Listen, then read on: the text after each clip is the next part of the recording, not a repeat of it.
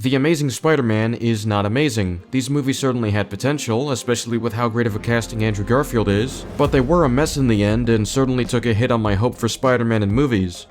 Until Into the Spider-Verse happened. Hey.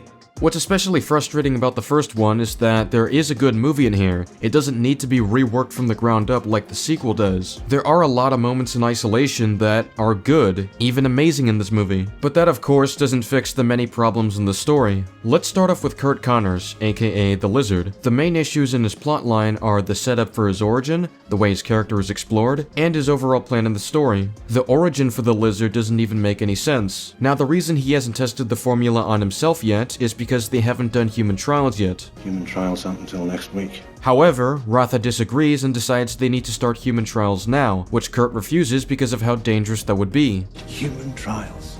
Where on earth are you going to find the people to volunteer? As far as anyone's concerned, it's for a winter flu shot. I might think the Veterans Hospital is a place to start. You've got to be kidding me.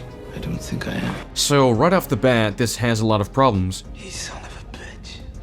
You have any idea what kind of trouble you're in? First of all, why would Ratha ever tell Curt about this plan? Curt has made it very clear that he doesn't support human trials against people's consent. It's not just unethical, but it's also highly illegal. And you're telling him to his face that you're gonna do this by sneaking the formula in winter flu shots for a group of veterans. Curt can easily dial 911 that you're about to poison people, and the police would immediately interfere so the plan doesn't get carried out. What exactly are you gonna tell the police when they question you? I wanted it to happen, is that wrong? Second of all, how would he pull this off? He would have to drive all the way to the hospital with whatever team he's working with, then inject the formula into the flu shots. How can he be sure that this would bypass safety inspections before injecting the flu shots? This is gonna sound awful when I say this, but we're talking about villain plans here and if they make sense. If Ratha wanted to test subjects for discrete experiments, why not use homeless people on the street? If they disappear, it's not going to raise many eyebrows, and you don't have to risk getting caught at the hospital. Even the Venom movie understood this. They executed the idea of villains using human test subjects in a way that actually makes sense. Third of all, let's say the plan does work, and the Lizard formula is used on the veterans. Let's even say that the formula is harmless, and heals the veterans as planned. You do realize that Curt's cross-species project is public knowledge, correct? I read your book. You really think it's possible, cross-species genetics? So, if veterans with lost limbs or other visible injuries get miraculously healed after taking the flu shots, you do realize they'll know this was your formula once you actually go public with the project as Curt intended, right? That means investigators will suspect that Oscorp was involved in using an untested formula on veterans through duplicitous means. Even if the formula works, they're still showing up on the law enforcement's radar for this. And of course, there would be a whole can of worms for if this formula didn't work, and ended up killing those veterans or causing other harmful outcomes. What are you gonna say when the police question you on that? I wanted it to happen, is that wrong? Fourth of all, if the point of this project from Oscorp's perspective is that they need to save Norman as soon as possible, He doesn't have time. Norman Osborn is dying, Dr. Connors. Save him. We both lose our heads. then why focus on testing regrowing limbs? Norman isn't suffering from lost limbs, he's suffering from a sickness that's killing him. Yet this experiment is entirely fixated on limb regrowth. Many of these wonderful creatures have so brilliantly adapted that they can regenerate entire limbs at will.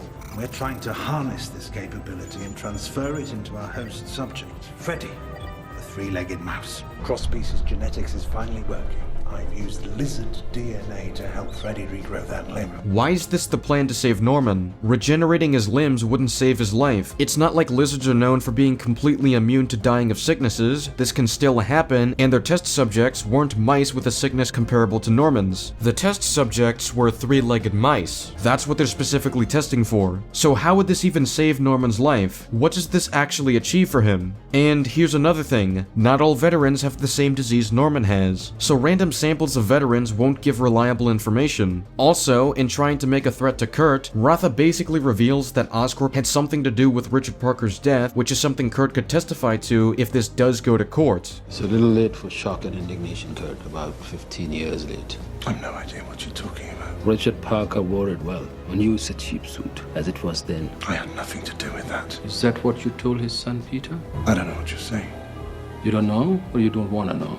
I'll remind you what happened. Richard Parker said just about the same thing then that you are saying now. The clock is ticking, Dr. Connors. He's essentially saying that going against Oscorp will result in what happened to Richard Parker. Making the threat in this way requires you to imply that you were involved in that. And this will have implications in the second movie, but we're not there yet. If anything, this simply gives Connors more ammo that he can use against you. Good job. What happens if the court questions you on that as well? I wanted it to happen. Is that wrong? I won't. The formula is ours now anyway. I'm shutting it down. Have your office cleared out by the morning. Okay, and you're just gonna leave him there unattended with the formula as well? Welcome to the 110. He didn't even have security watch him or anything. This entire exchange is why Kurt injects himself with the lizard formula. Speaking of which, that doesn't make sense either. Kurt knows how dangerous an untested formula is, and that Rotha is on his way to potentially poison people. Why doesn't he file a report? Why doesn't he try to stop him straight away? This formula could kill him for all he knows, and even if he grew desperate, he could save the formula for himself and bring it with him. He didn't have to take it straight away, which is completely at odds with his earlier precaution to not do human trials immediately. The setup for his transformation doesn't make sense, and it's not even within his character to do so by this point. This already doesn't work. Emma, it's Kurt. Is he there? I'm afraid not, Doctor. The car's taking him to the Veterans Hospital in Brooklyn.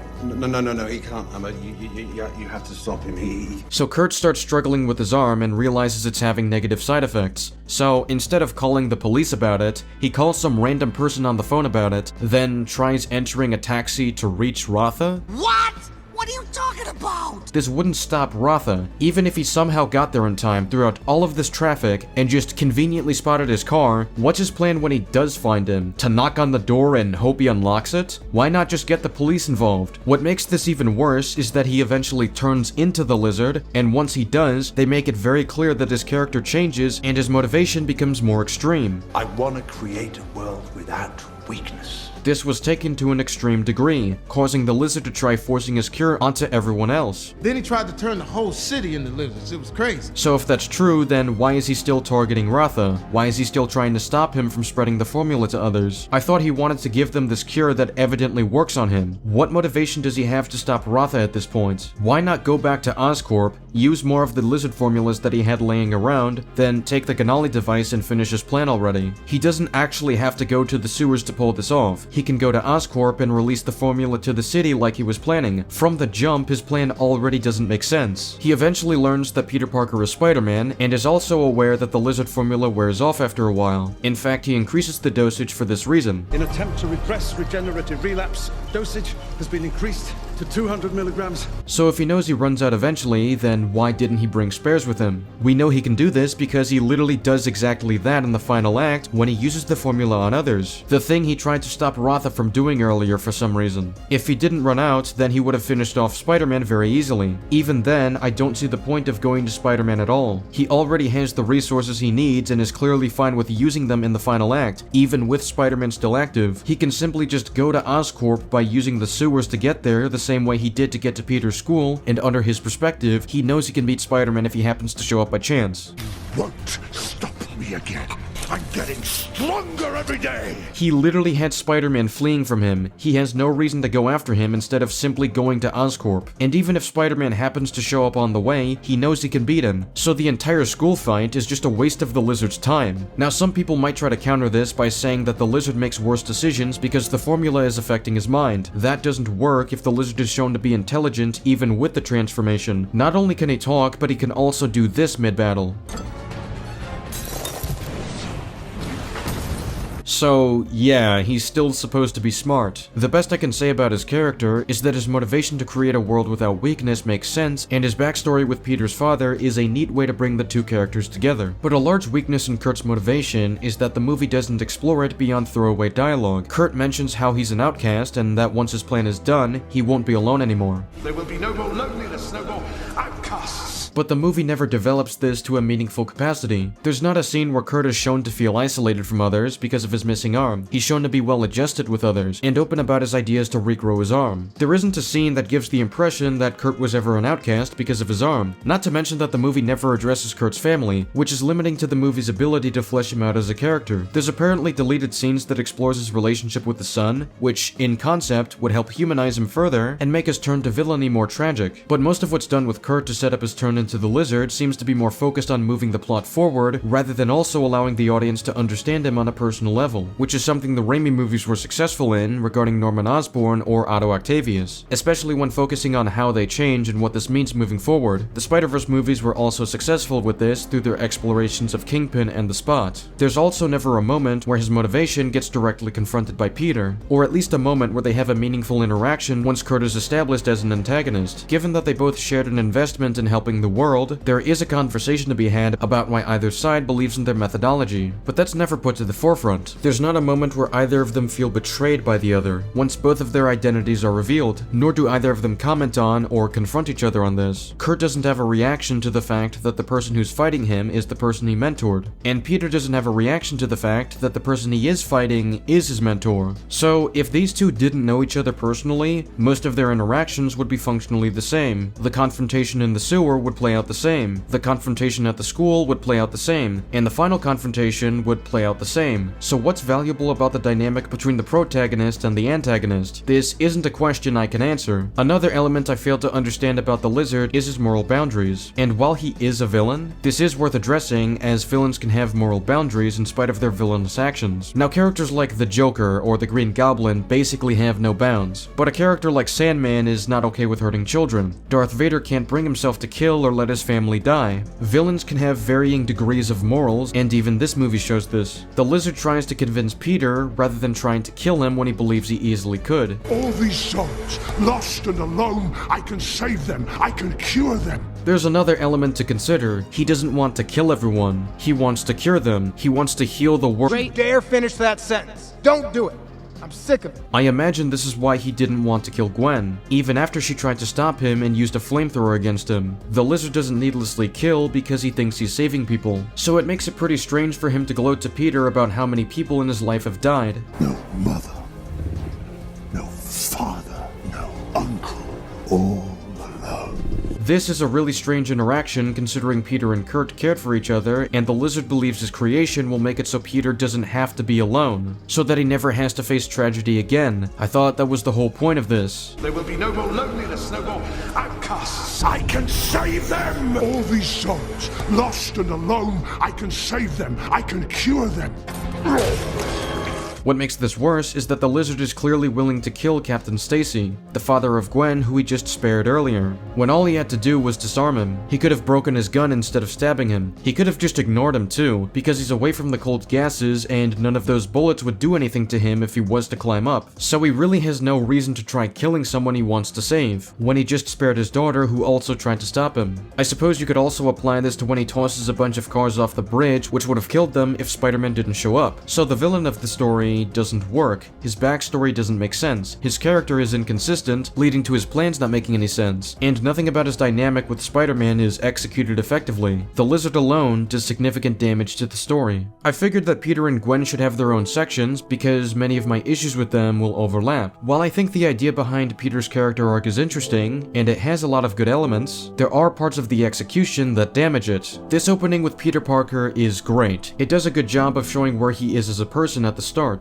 He's a good kid who tries to make good choices, but he can also be tempted to do bad things under the wrong circumstances, which is shown well once he gets his powers. I also like many of his interactions with Aunt May and Uncle Ben. My first issues arise when Peter tries to sneak into Oscorp to learn about his father. Now, I don't know why he's trying a risky plan like this in the first place, considering he can just reach out to Connors at his home. He's shown doing that later, so I don't know why he can't do this from the beginning. And if he made the decision that makes more sense for his character, then he wouldn't have his powers in the movie. So this does have significant consequences to the story. It's not only impractical, but it needlessly screws over someone who earned their place in the internship, and this seems to be at odds with Peter standing up against Flash at school. I don't think Peter would do this if he had any other choice. He also doesn't do a good job hiding himself from Gwen when he knows he could be exposed for this. He's shown trying to hide his face earlier, but when Dr. Connors asks a question to the students, Peter randomly decides to speak up. No one?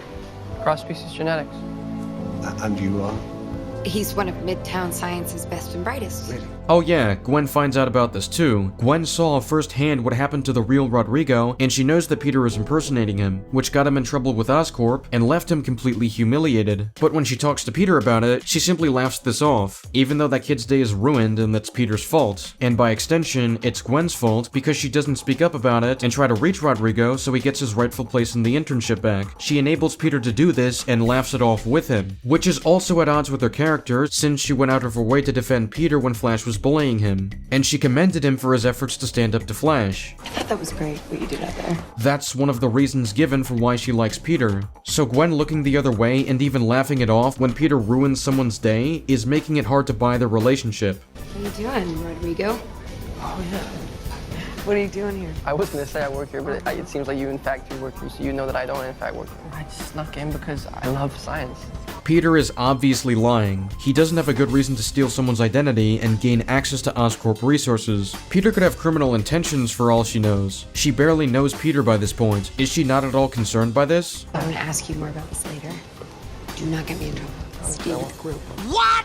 What are you talking about? So she's fine with keeping him around and enabling an impersonation of someone as long as she doesn't get in trouble for it. Not to mention that if they find out that Peter did this and you let him do it, then you're caught aiding and abetting a criminal. Again, I don't buy this for her character. This makes her look really bad. And even if this was within Gwen's character, the movie doesn't criticize either of them for this, and because of that, they end up glossing over their flaws, which is not a great way to start the relationship. While this doesn't ruin the relationship in totality, it is worth addressing. And trust me, there is more to break down as we move along. Gwen eventually finds out that Peter might get her in trouble, so she kicks him out. Alright, give me badge.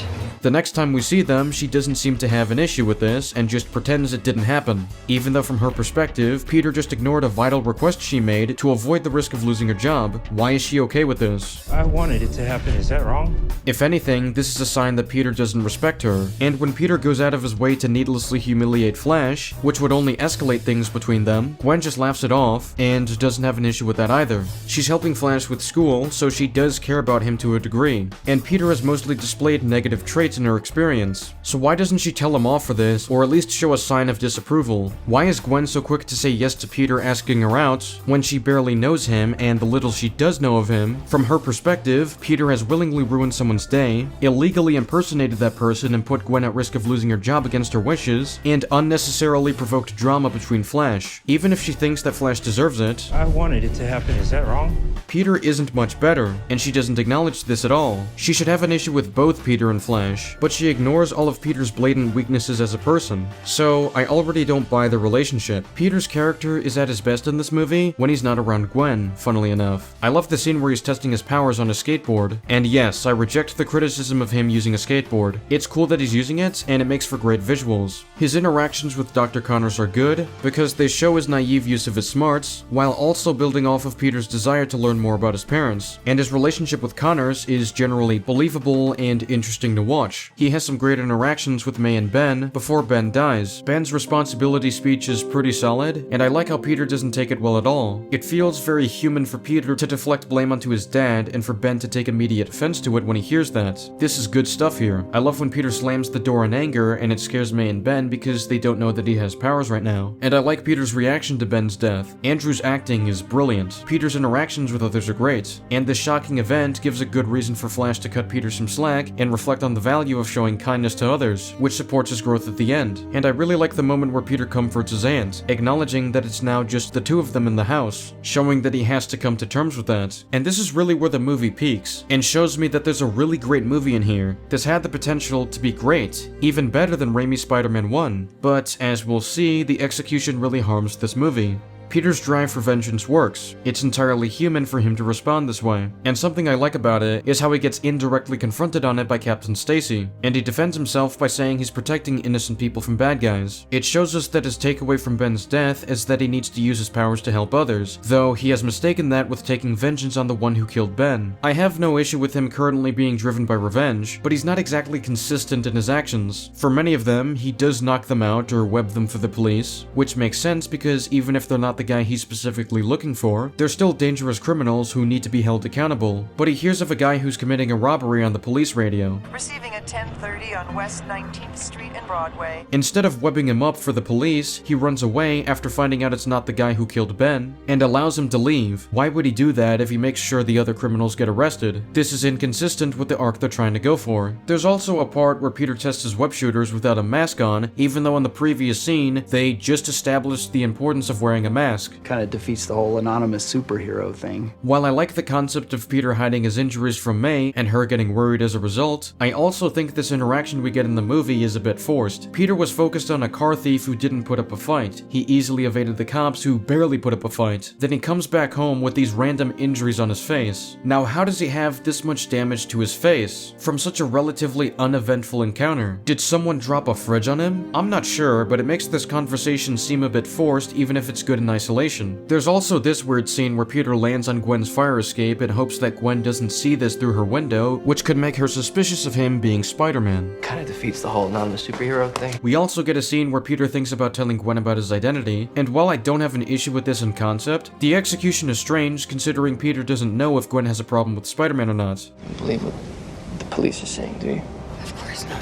If Peter wasn't sure what Gwen thought, then why would he reveal his identity to her? That just makes him look really stupid, especially when he's shown asking this after she already knows. If she believes what the police are saying, then she would have rejected Peter and reported him to her dad, which Peter should know could have happened the moment he revealed his identity. What would have fixed this scene is if Peter mentioned Spider-Man to try opening a casual conversation about him. He's a pretty big deal, so it's only natural that he'd cause discussion. Then Gwen could tell Peter that she thinks the police have it all wrong, and that Spider-Man seems like he's trying to help. Now that would give a more believable motivation for Peter to reveal his identity to her, but in the movie we have, we're not given that, which again, plays into how unbelievable the romance in this movie is. Before Peter makes it to the bridge, they show us that he swung in his street clothes instead of changing into Spider-Man right away. Kinda defeats the whole anonymous superhero thing. Now Spider-Man does do a great rescue. He webs many of these cars and has a really great scene where he saves Jack from the car. It forces him to become a hero and learn from Captain Stacy's criticism of him. He sees the impact he has when he serves others rather than just himself, and it legitimately feels great for him. This scene is almost perfect until he swings away from the bridge when there are other cars behind that need saving. Why? We know at least one of these cars has a person inside, so not everyone was evacuated. And if one of them could set on fire, then the others could as well. So we should be checking those cars instead of literally swinging the other way. It really undermines the point of the scene, and it's disappointing to see. Peter then tries to go to Kurt to find vulnerabilities for the Lizard. In that scene, he also learns that Kurt himself is the Lizard. Now Peter makes a series of choices here that are completely out of character. Firstly, he lets Kurt leave. Kurt could not have possibly gone far, and Peter could easily catch up to him. If he followed Kurt, he could have talked to him and tried to ask him what happened or see if he even knows what happened. He also could have followed him as Spider-Man to prevent him from entering his hideout, which would allow him to talk him out of becoming the Lizard again, or at least prevent him from hurting more people. Letting him leave is the most dangerous thing Peter could do, and the reason he let him leave was so he can run to the cops about it and report his name. Why would he go to the cops about this when he knows Kurt isn't in full control of his actions and is being affected by a serum? But there was something imbalanced about the equation, and he has turned into a full lizard. Not thinking straight, Doc! Stop this! This isn't you! If Kurt isn't in control of his actions, then how is it fair to have him arrested for this? Peter was there with him to make the formula. He knew that Kurt wasn't trying to hurt anyone. A good version of Spider-Man would realize this and not try to ruin Kurt's life like this, especially one that has a close connection to him. When I break this story, it'll be Pulitzer time. I won't let you ruin Connor's life. It comes across as overly unsympathetic to Kurt, especially since he knows the police can be unfair to people. And this isn't even a good plan. Normal people would get killed by the Lizard. Peter knows this. Those people on the bridge, whatever was attacking them, would have killed them. I gotta go after it.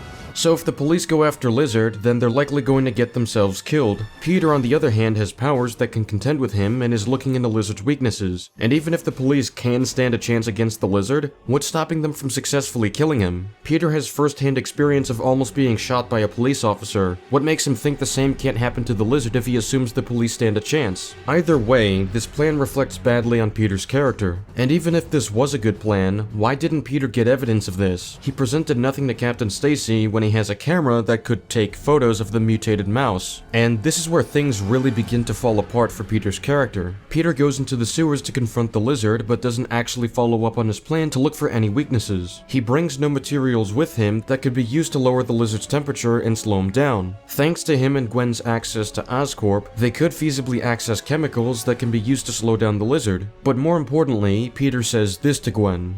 We need an antidote. Do you know how to run a serum? I need to access the cross-species file. It's a blue serum. Got it. On my way. Antidote complete. So this whole time, Peter knew how to make an antidote, but he didn't think to bring this with him when confronting Lizard into the sewers.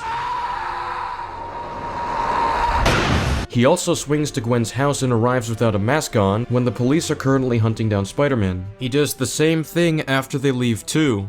No one seems to grasp the concept of the mask. He also unmasks himself at the school when the police are literally on their way right now. It's called a secret identity. When reaching the third act, Peter learns about the Lizard's plan to go to Oscorp and release the Lizard formula onto the city. I don't know why he doesn't call Gwen immediately after this. It's shown to be daytime when he calls about the serum. He then learns about Lizard's plan, then only decides to warn Gwen after she left the school and all the way to Oscorp when it's nighttime. A couple minutes ago wouldn't have been so bad either. Why is Peter just standing there and calling Gwen when he can run around and call her? Or swing around and call her? He should be rushing to Oscorp if he knows the Lizard is on his way and Gwen is there right now. But he's literally just standing there during the call, like he's in pause mode.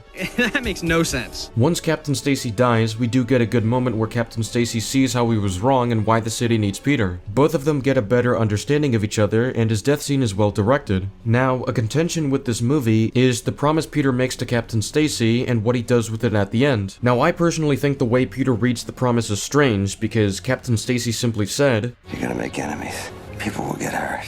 Sometimes the people closest to you.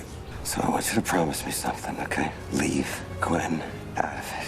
That's not saying he can literally never see her, even to show up at her dad's funeral. All that means is to leave her out of his Spider-Man side because she was clearly involved this time around. Captain Stacy himself chooses to leave Gwen out of it while being a cop. Give me this. Get in the car.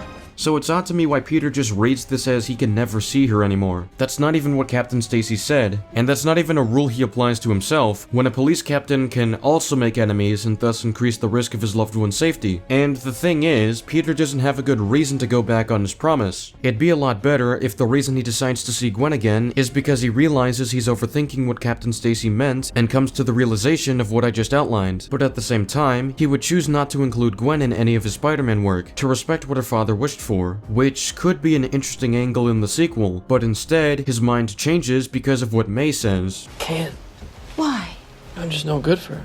If there's one thing you are, it's good. May doesn't know the context as to why Peter isn't with Gwen. Peter is lying about his reasoning too. He doesn't actually think he's no good for her. He thinks it's too dangerous because he's Spider-Man. So whether or not he's doing good doesn't change this factor. So what May says, while it's a good line in isolation, should not change Peter's mind on this. And even if Peter is going to read this promise as never seeing Gwen again for her safety, it is wildly tone-deaf for him to frame it this way. Don't make promises you can't keep, Mr. Parker. Those are the best kind. The best kind? The best kind of promise to break is a dying man's wish to keep his daughter safe. What the hell?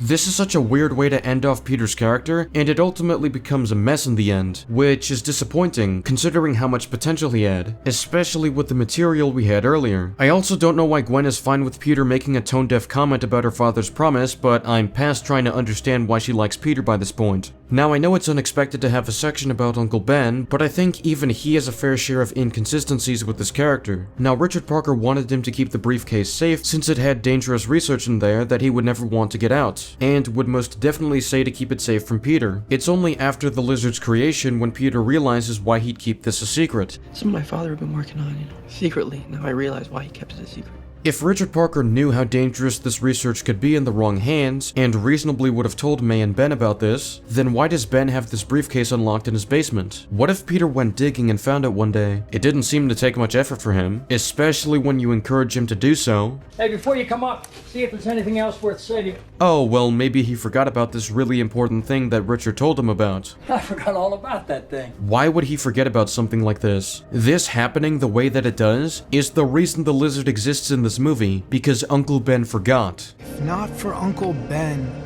most of us wouldn't be here. This is made even worse by the fact that Peter learns about Kurt Connors and doesn't know who he is. So instead of taking the briefcase by force, because he's the parent here and has the power to do that, he lets Peter take it and inspect it, and he even encourages him to learn more. Kurt Connors. That's the name of the guy in the picture with your dad. Go figure.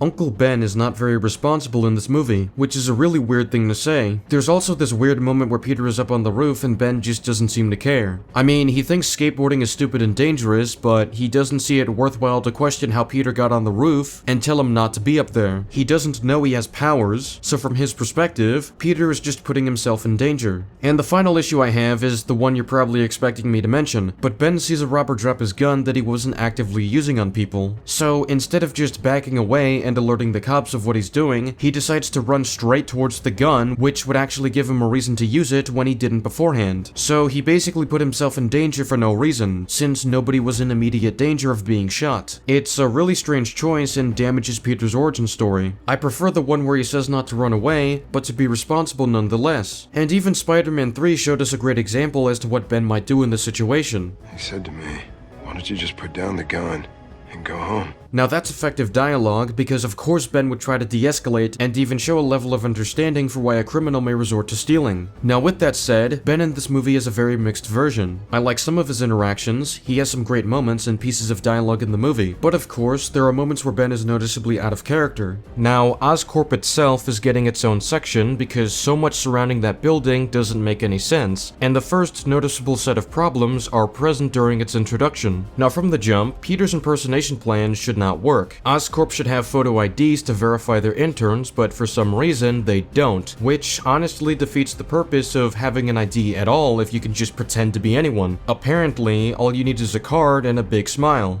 The man can do anything if he has those. Imagine if someone wanted to steal Oscorp data or resources. It really wouldn't be hard, which is especially bad considering Oscorp is supposed to employ the bad guys. Welcome to the 110. Peter bumps into Rotha and recognizes the symbols on the files. He follows Rotha and sees him input a complex password, which he is somehow able to see from this angle even though his body is blocking most of it, and Peter is too far to even tell what he's doing. Oh, well, that's convenient. And when Peter enters the room, for some reason, the spiders are accessible without restraints. A spider can literally just crawl out easily without any defensive measures and even make it outside of this room. In the first Spider-Man movie and Spectacular Spider-Man, they were at least in cages and only one of them was mistakenly misplaced. It's a rare but possible occurrence, but one that's acceptable given the point of the origin story. Another issue is that Peter, for some reason, is able to enter Oscorp without Kurt. That's the only reason he'd be allowed in the building beforehand, and Kurt was literally just fired. Have your office cleared out by the morning. So how is he still allowed in the building? Oh, and if Kurt was fired, then how is he able to enter the building as well? Oscorp is only going to get worse as we move to the sequel, so I'm just gonna take a pause on this for now.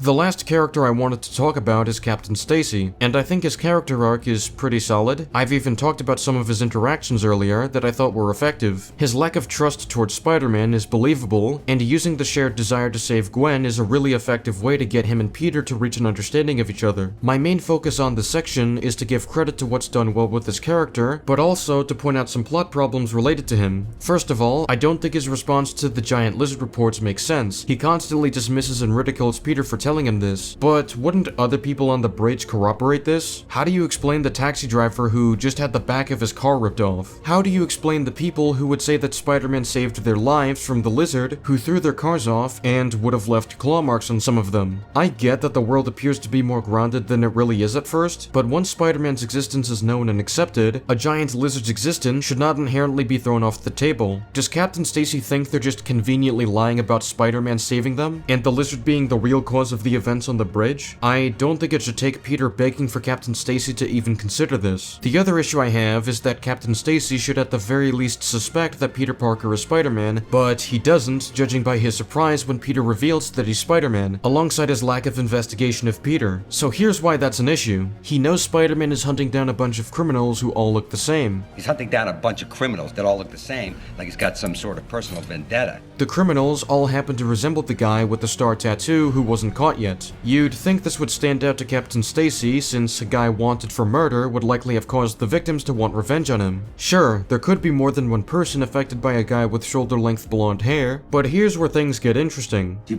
seem to know an awful lot about this case. You know something that we don't know? Peter is noticeably defensive of Spider-Man during the dinner scene, and Captain Stacy immediately notices how strange this is, almost as if Peter knows something that he doesn't. Peter happens to be a direct victim of a criminal with shoulder-length blonde hair, the guy who Spider-Man is hunting down, who Peter happens to be extremely defensive of when hearing criticism of him. An investigator would immediately notice this odd coincidence, and while this doesn't prove that Peter Parker is Spider-Man, it surely would lead him to question where Spider-Man was the night Spider-Man showed up on the bridge, and he was last seen with Gwen, who was told to get inside to be safe. Peter noticeably never enters, and if Captain Stacy asked his wife where Peter was, she would have noted that Gwen went back inside, but Peter wasn't with her, and never noticeably left through the front door. This would only add suspicion that Peter Parker is possibly Spider-Man, not to mention that Spider-Man just so happened to be right by the school where the lizard showed up. What about Spider-Man? Who's inside the high school? I should also mention that Peter noticeably has injuries on his face that could indicate he was in a fight, which is something that even his daughter notices. What happened to your eye?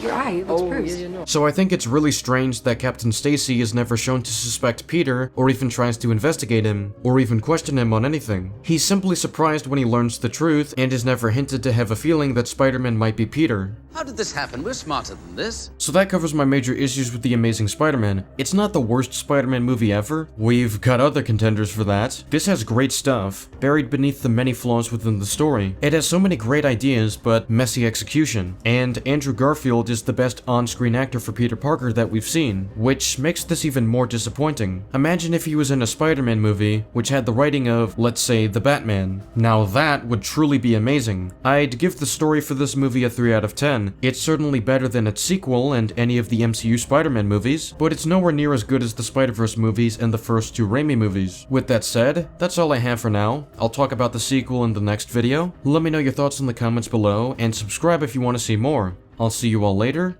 Goodbye.